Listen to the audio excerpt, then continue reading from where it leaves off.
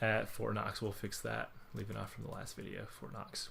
Okay, so battle staff doesn't like that. Fort Knox doesn't really matter. They just want to make sure you put something in there. Battle staff at Fort Knox. We're gonna hit continue. We already have all our details in there. Boom. It's gonna process your next screen. So this screen is new. Don't get thrown off by all of this on the left. It's okay. Don't worry about that at all. This next screen is for your TSA info. I mentioned in the first video that this is for TSA pre-check. If you don't have your known traveler number in there, you're not going to get that. So if you want to make sure to get your TSA pre-check, go ahead and put your known traveler number in there. And if it wasn't that originally, make sure to click this box, Save TSA Information, and then you can continue on to booking. So what it's going to do is, because we selected taking a flight, it's going to take us to the flights section. It's the next thing it's going to have us pick.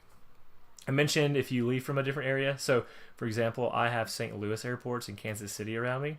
I could select those as airports that I'm leaving from instead of the one that auto-populates. The reason why it picked Columbia for me is because I live in Columbia, Missouri, and so it will automatically pick whatever airport is closest to you if you say you're leaving from your residence in your profile. So again, the importance of updating your personal profile is seen here.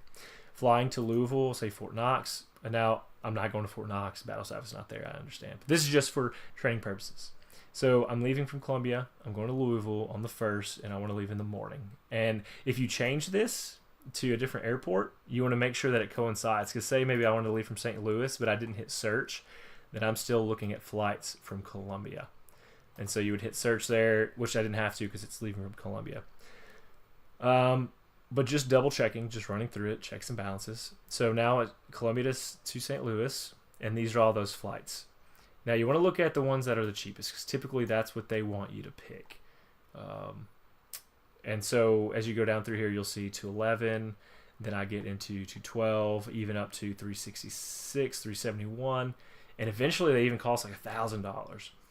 So just know you're going to have to go ahead and pick the cheapest flights, okay, that you can, that still meet the mission. And it shows you what time you leave, what time you arrive. So I'm going to go ahead and select flight. And this is just going to tell you that I didn't pick a GSA contract rate, which is fine because the price is good. It's a great price, so I'll confirm selection. Now it's going to have me pick my seats. Usually if I'm doing this for another soldier, I will just pick always the window seat. I just feel like if you want to rest your head, that's a good chance.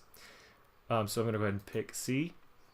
And we're going to go ahead and end the video here. And I'm going to pick right back up from this spot.